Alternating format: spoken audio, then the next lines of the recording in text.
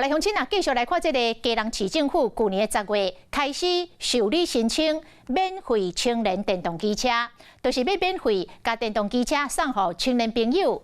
第一年是编经费3亿6千万，要送出到12000台。 但是申请的状况真无理想，规个基隆市申请的人数只有100多人。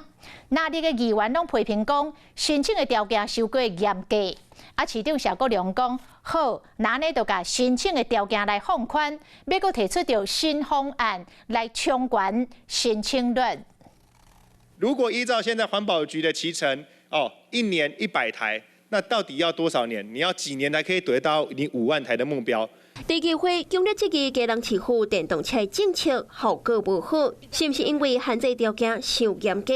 那这个议员拢有意见。份的话，那可不可以再把它予以放宽，然后来增加我们的执行率哦？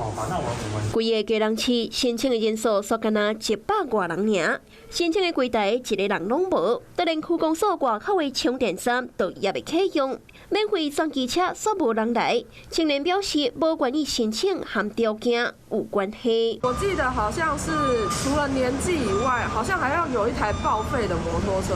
我这样算一算，我觉得油车比较适合我。来看申请资格，年会限制伫1989年到2003年出世，佮需要入籍基隆满3档，需要持有1年以上的机车驾照。 另外，也有条件，每一年爱做4点钟的公益，做5档。有中古车会当汰旧换新的民众会当优先，佮爱办5年约。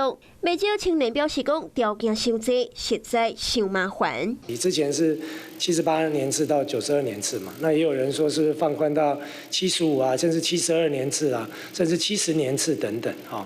那所以这个部分我们都会在考虑当中。正在研议放宽年龄限制门槛，并调降月资费等措施，并在未来将会提出新的方案，以提高申请率。拍算要送12000台的机车，严格申请数所无符合预期，市府恐惊就要积极检讨修正，青年才愿意接受。